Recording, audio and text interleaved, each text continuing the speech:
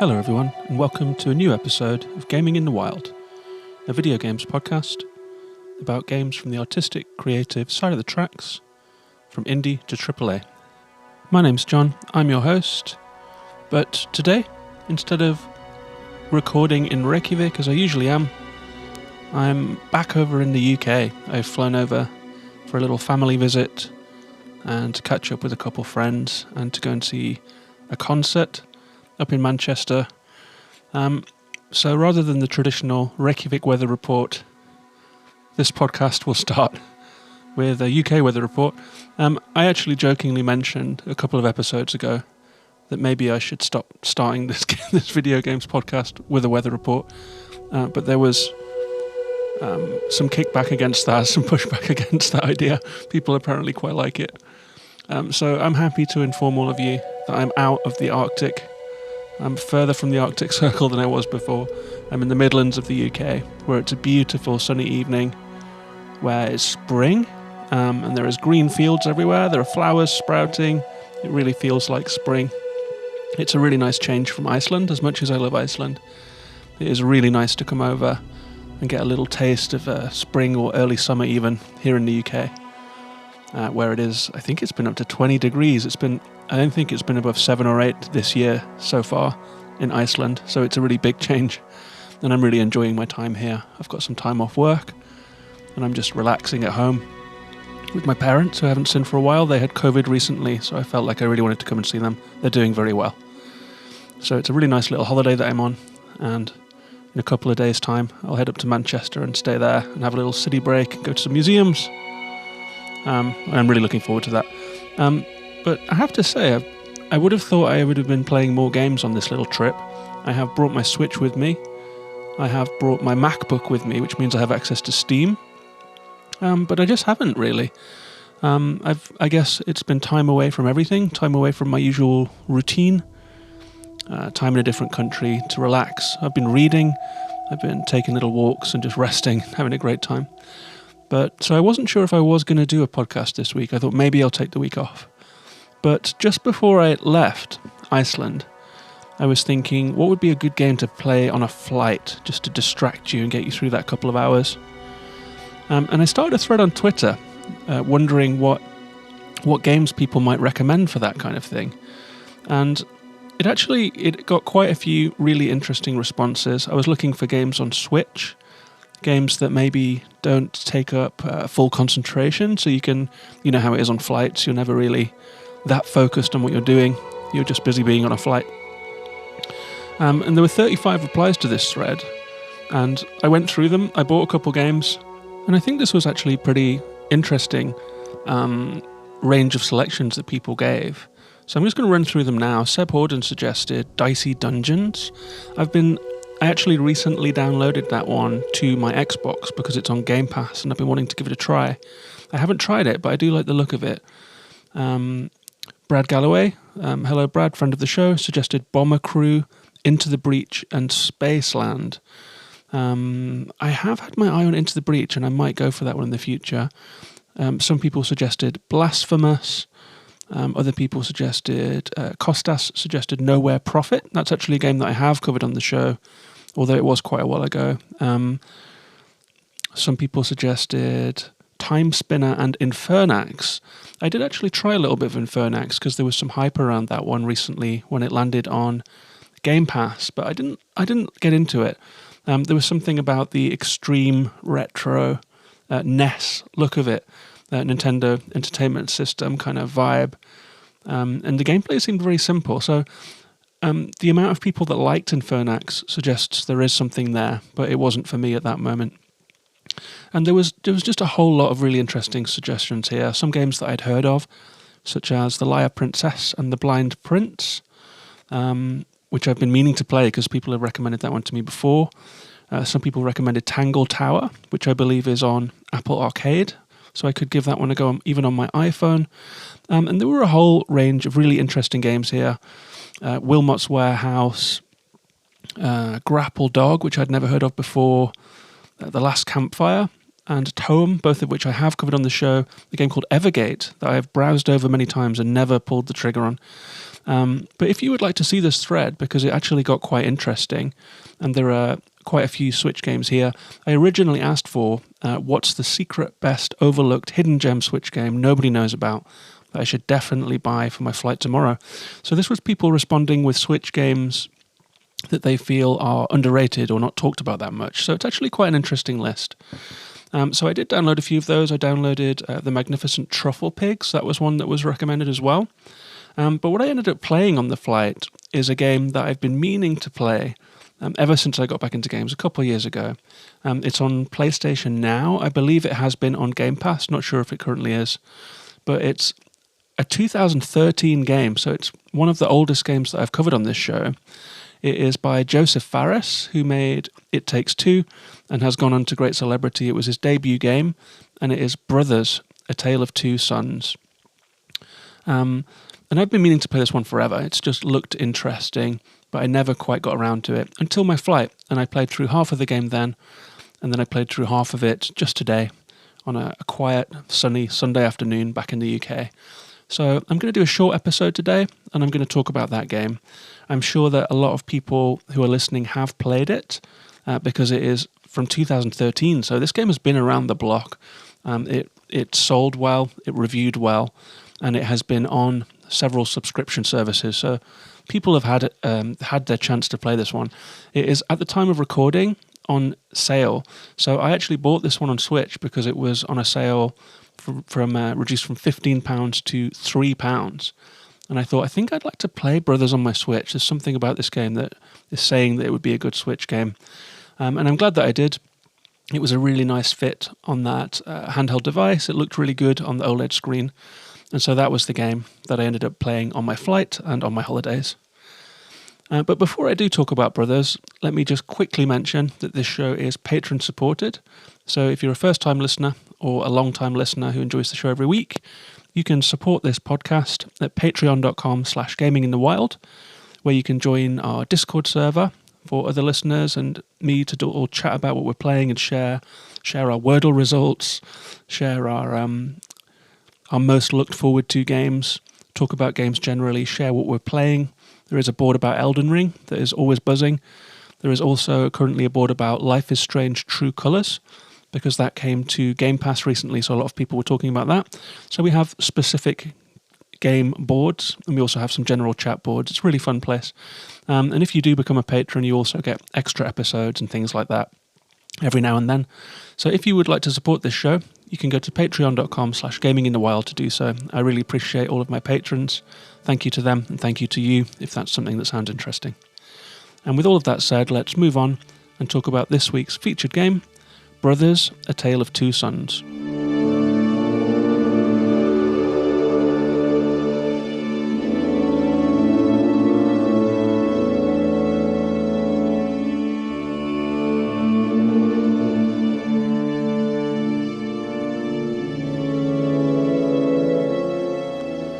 So Brothers, A Tale of Two Sons is a 2013 game. It came out originally all the way back on the Xbox 360 and the PS3. It was re-released in 2015 for the next generation, which was PS4 and Xbox One. In 2016 it came to Android and iOS, and only in 2019 did it come to the Switch. And I think that's where I first saw it actually, so it must have been newly released onto the Switch at the time that I got my Switch in 2019, and it caught my eye there, and I've been meaning to play it ever since.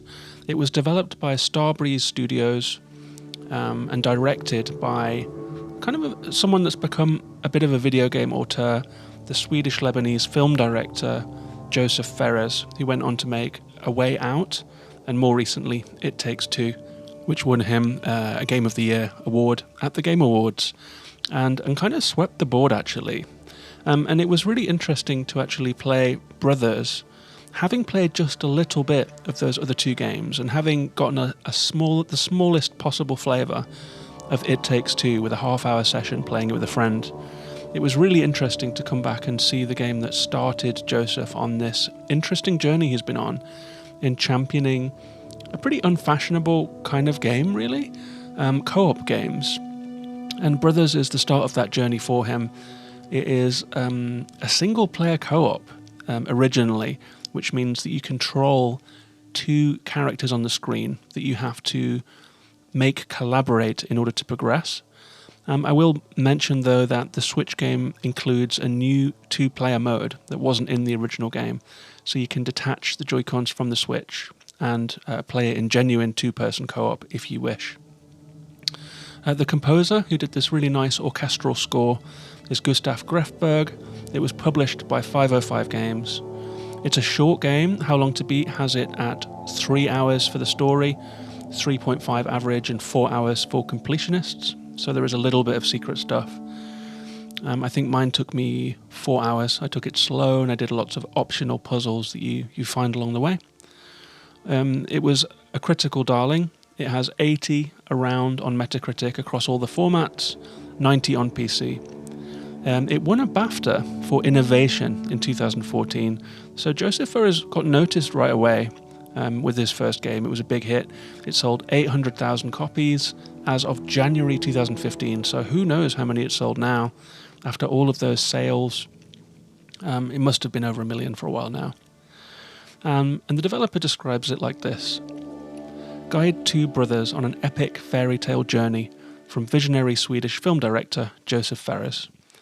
Control both brothers at once as you experience co-op play and single player, or team up with a friend through a heartfelt story. And my take on it is that it is an ingenious co-op game that has remarkably stood the test of time, offering logical, intuitive puzzles alongside an interesting fairy tale world and a solid, if minimal, story. So, what is this game? I'll start by saying it's third person, so you are looking down on the two brothers that you will control. There is a younger brother who he looks like he's probably about, 7 or 8, and an older brother who is maybe in his early teens or mid-teens. And they have different abilities, and you will control both of them at the same time for most of the game. The left-hand stick will control one of the brothers, and the right-hand stick will control the other, so you're moving both of them at the same time most of the time. You can swing the camera around using one of the shoulder buttons, but for the most part, I just let the game control the camera. The camera tracks as you move around. The levels are linear, so you're usually trying to get from A to B, and there are a couple of puzzles in your way that aren't really forking paths. There's nowhere to really get lost. You just hit puzzles, you have to solve them to move on. I let the automatic camera lead me through the game, and it did a great job. I forgot I could even control the camera, actually. But the control scheme is interesting because, as I said on the last podcast where I mentioned this game, there is a certain kind of game that seems to use your brain in a really interesting way. I always think of the game Two Cars, where you are controlling a car on the left-hand side of the screen and a car on the right-hand side of the screen. And you just have to simply avoid obstacles with those two cars for as long as possible. But there is something really interesting about trying to keep your mind on two things at once in that way, simultaneously, when controlling a game. It's really difficult. I got my wires crossed a lot playing this game. I'd kind of, if the left stick and the right stick, the brothers crossed over on the screen, I would kind of forget which thumb was controlling which brother and end up running around in circles a lot. But it's an engaging mechanism, and it keeps you on your toes, and that's a big help because the gameplay is largely pretty simple in this game. So the fact that the control scheme is interesting in itself is a big help for this game. And the game begins when the two brothers realize that their father is mortally ill. There's something deeply wrong with him. He's dying. And the doctor shows them a scroll. They are saying, what can we do to help our dad? And the doctor, who's like a monk type of character, shows them a scroll with a picture of a tree on it. And the brothers take the scroll and they decide to go and find the cure for their dad.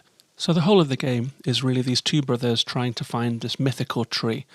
And it will take them through a strange world. And I think that one of the best things about this game is the setting. It's in a fairy tale world. At first, everything seems kind of normal. There is this monk who is there, and he's wearing like an interesting costume that gives you a vague fantasy vibe. But it looks kind of medieval at first. But as you progress further out into the world of this game, you realize that it's a mythical world. There are giants, there are interesting mythical creatures, and a lot happens along this short 4-hour journey that just keeps evolving all the time. The world keeps evolving, the gameplay keeps evolving, but the story is pretty much constant from the start. It's pretty clear, it's pretty easy to understand. The game does have a little bit of voice acting, but it's one of those games where it's a nonsense language or a made-up language. So they will vocalize, but you can't understand what they're saying. For better or worse, I can see why this is thought of as a good thing to do in a game, because it means you don't have to do localization everywhere. You don't have to translate the script into many, many languages and all of that sort of stuff. You can just try to communicate through the gesturing of the characters on the screen rather than words. You don't have to write a script. So I can see why it seems like a good game design decision to do that. I would say that in this case, I felt a little disconnect from the characters, maybe because I couldn't quite understand what they were saying, and they would just say words and point a lot. And because it is a narrative-led game where your attachment to the game is basically like your attachment to these two brothers, I would have liked to feel closer to them and to really understand the characters a little more, but the game doesn't allow for that. But that's fine. So as you set out from the house of your father on this quest, the gameplay introduces itself pretty quickly. You realise that the older brother can do things that the younger brother cannot. For example, there is a cable car, and you need to ride the cable car across to the other side of a chasm. And it becomes apparent that you will need both brothers to do this. The younger brother can squeeze through the railings onto the cable car. The older brother can pull the lever that will release it. The younger brother can open the latch from the inside to let the older brother on. And so straight from the beginning, you realise that your two characters have contrasting abilities and that you're going to need both of them to get through the game. And all of the puzzles are designed around this idea of having two characters with different abilities that you're going to have to use in ingenious ways, sometimes quite creative ways, sometimes quite lateral thinking to think what these two brothers could or couldn't do. And the puzzles are fantastic throughout. I think the tutorialization is excellent in this game. You get it right from the off. The design of the game is very crisp. You feel that the idea was clear and clearly executed upon. And I didn't get stuck in this game. I never had to go to a guide, which is quite rare for me in a puzzle game. There'll usually be at least one or two where I find myself stuck and needing help. But in this game, there were a few head scratchers where I had to think twice or take a fresh view on it or try something different. But I never got stuck. I never got frustrated. It was quite a smooth play in that regard. And that's something that I really love. I love it when you are solving puzzles that someone has made and you just feel like you're on the same wavelength as them. You feel like the puzzle has been cleverly made and is clear. It has enough cues and it has enough ways for you to understand what you're supposed to do. And then the controls are good enough that you can just execute upon that. And it's not always the case, and I think it varies person by person and from game to game. Some people can rocket through a game like Portal without thinking twice. I had some serious moments of getting stuck in that game, for example. Some people find The Witness to be on their wavelength, or Manifold Garden. Others find them just impossible. They're not seeing the solutions that they're supposed to see. So it's very nice when you find a puzzle game that works for you. And Brothers was one of those games for me. I had a great time solving all of the puzzles, getting to know the two brothers, the shy younger brother who has a fear of water, and the more robust, confident older brother who will spur him along. There is an interesting relationship that occurs between the two that you will learn. You'll see the younger brother getting more confidence. You'll see things happening to their relationship. It's a really well put together game. So you're solving the puzzles, you're getting to know the brothers, you're getting to know this interesting mythical world. It's a really good game. It's a quality game right from the off.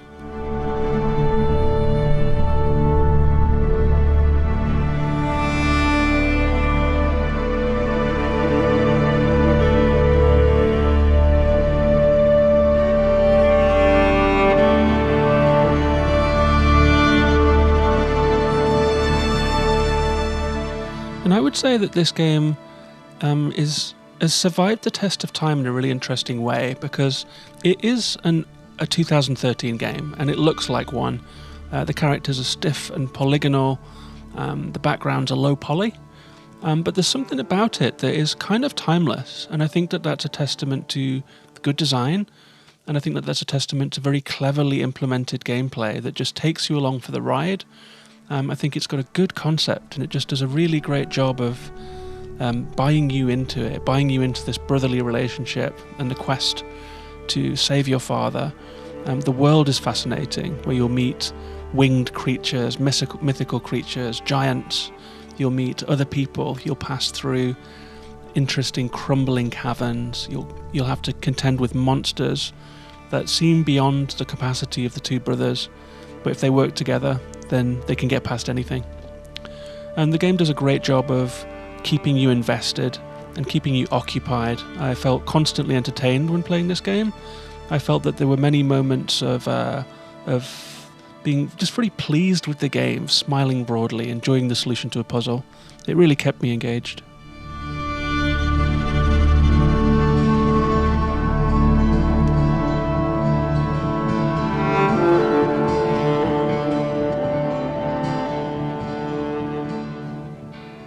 And even though it's an old game, I don't want to spoil it for you because there are obviously a lot of people out there who haven't played it. I'm guessing that there are some who listen to this show who have not played Brothers. So I won't spoil the story and I won't spoil the puzzles, but I do want to give you a couple of examples of when the puzzles work really well.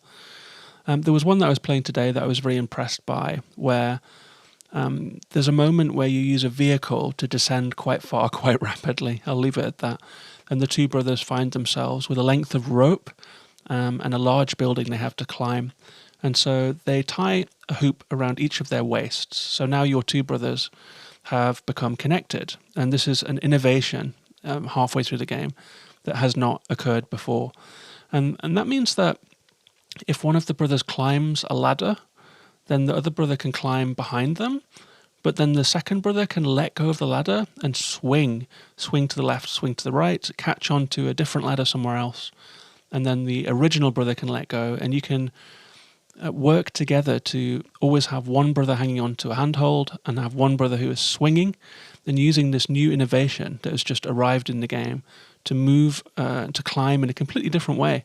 And the game does that a whole bunch of times. There are times where you have to wind handles together in unison, which has a bit of a high hand-eye coordination thing going on. There are times when you have to push and pull with tank controls to carry something through a narrow space. For example, a saw that you'll use to chop down trees. It's a two-person saw that you'll pull left and right with each of the brothers, but you have to carry it from tree to tree, and so you have to navigate through quite tight spaces. And it's pleasing hand-eye coordination. It's pleasing cooperation between these two lovable brothers. They have minimal personalities, but they seem to just, I don't know, they have a character. You can get into them. There's enough there for you to understand who they are. And that's what Brothers does really well. It always gives you enough. It doesn't always give you a huge amount, but what's there is just right. And the variety is just always there. So you're always using the two brothers differently. They're always collaborating differently. You're always having to figure out new abilities that each of them might have and use them in really interesting ways. It's always introducing new mechanics. There is one part where one of the brothers is in a ball of material and has to roll around while the other brother does something else. So there's always a new way for them to interact. And I really respect that about this game, is that I guess It Takes Two is the ultimate version of this, where there is just new gameplay innovation constantly. It never gets old, it never gets tired, it never rests on its laurels. But you can see those sparks of imagination, even in this almost 10-year-old game. And I guess that's down to Josef Fares, who's got, he is quite a character, and he seems to have a really boundless imagination for designing fun things to do in games, and it has served him well in It Takes Two, and Our Way Out, and in Brothers too.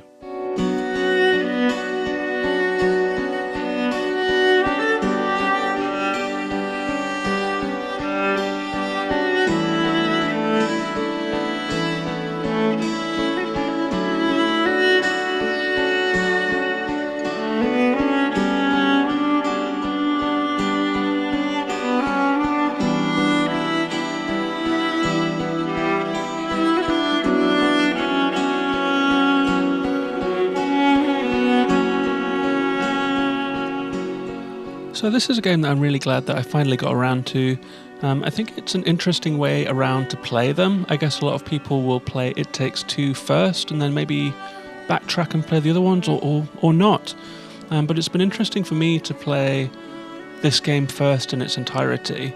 So I'm starting at the beginning of Josef Fares' trilogy of games that he's released so far. I think it sets me up nicely to play It Takes Two properly. I have only played a short amount of that game, and I am quite keen to play the rest of it. I'm looking forward to digging in more deeply into what he has done since and where his imagination has gone since. So I am going to play It Takes Two, and this game has inspired me to actually finally take the leap and organise it. So that speaks well of this game, that it's finally pushing me over the edge to go ahead and play It Takes Two. But before I finish talking about Brothers, I will just run through a couple of the good parts and the bad parts about it.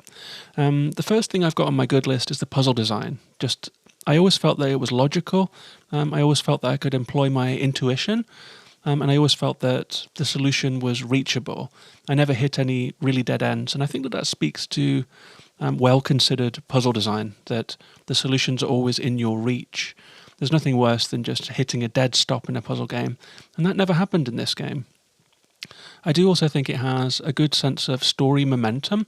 The game just sweeps along quite rapidly from chapter to chapter. It's episodic, and in each episode there are also small stretches of play. So it's a perfect Switch game in that way. It was great for a flight. I could play just one stretch of game, stop and get my coffee and pick it up and play, for half an hour solidly. Or I could just play it 3 minutes and there was an opportunity to pause. It's a game that lends itself well to short passages of play, but you could just as easily binge it in one night if you wanted to. So I like the episodic format. The variety was amazing.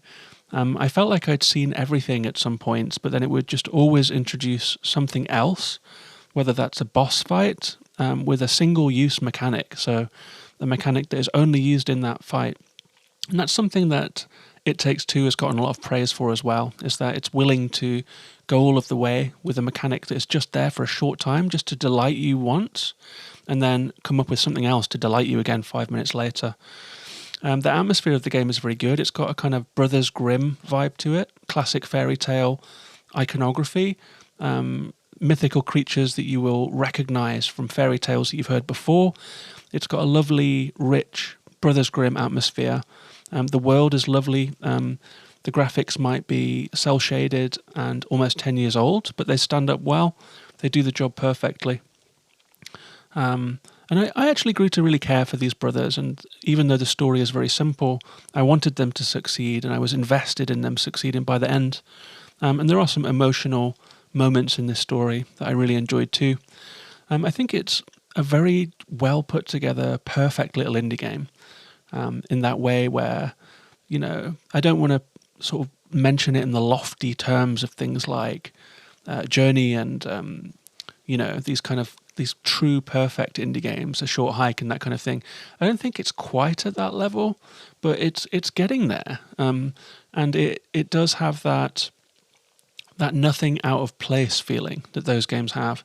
It does feel like everything that is in the game is pretty much on point. And I like the decision-making that goes into that, what to put in, what to leave out.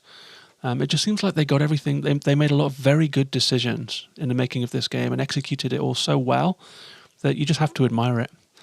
And there were only a couple of negative notes that I have here. I've got a note that sometimes you know what you have to do.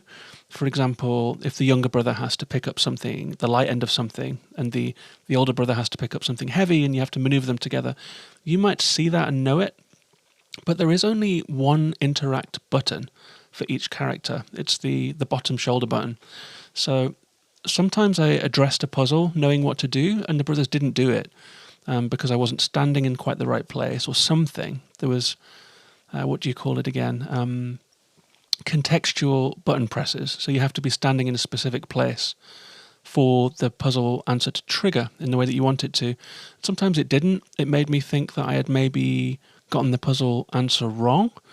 And so I ran around trying other things before finally circling back to my first solution and realizing that I was right the whole time and I'd just been standing in slightly the wrong place.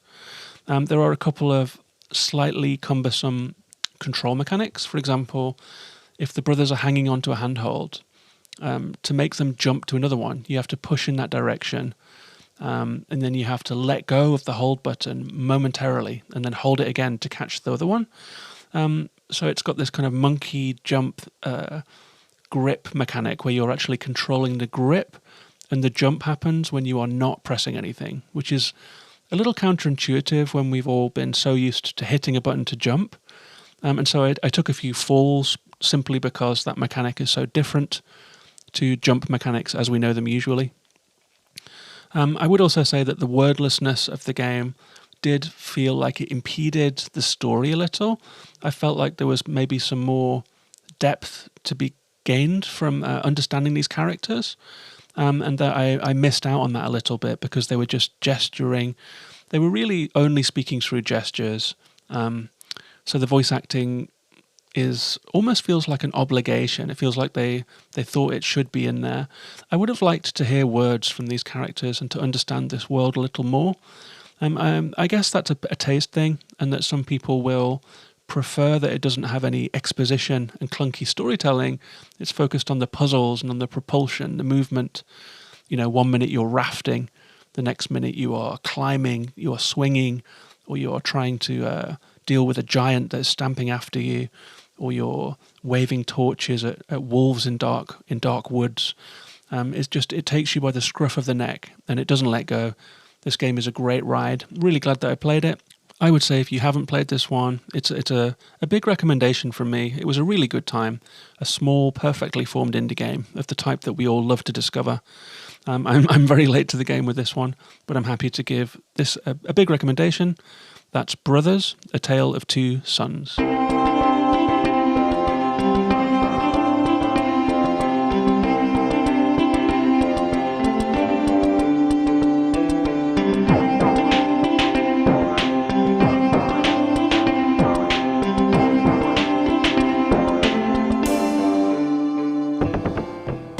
So that was Brothers, A Tale of Two Sons. Really enjoyed that one. Really looking forward to playing It Takes Two. I think that will happen when I'm back in Reykjavik a week from now. Maybe that's a game that I'll try and pick up in the next couple of episodes. Finally arrange to play it with someone and get my teeth into that one. It seems like a good time now that Brothers has kind of lighted the way for me to get into this set of games, this interesting trilogy of games. I would like to say that I hope this episode sounded okay. I'm in a different room to where I usually record. I've got a stripped down audio setup. I'm missing my mixer. So I'm going to try and make it sound like the show normally does. I'm listening on strange small headphones, so it sounds very different to me. Hopefully it sounds okay to you. I did want to make an episode if I could and not skip a week. It's really fun to always just try and hit that mark. Speaking of which, across the next week, hopefully I'll get some time to pick up more indie games and play around with them a little bit, and I'll be back next week with a new episode. If you would like to come and talk to me about Brothers, or to recommend Switch games or games that are good for flights or holidays, find me on Twitter at Gaming in the Wild. I'm also on YouTube, Twitch, Facebook, Instagram, everywhere. You can go to gaminginthewild.com to find all of the links for that, and all the links to the podcast on different services and so forth. I've been very happy to get a couple reviews on Apple Podcasts lately, so thank you very much to everyone that's left a review. I'm always really appreciative of someone that takes the time to leave a few words, so thanks if that's something that you'd be interested in too. You can also leave star ratings on Spotify now, so those are the ways that you can support the show. But most of all, thanks for listening. I'll be back next week with a new episode. Take care of yourselves and each other, and bye-bye for now.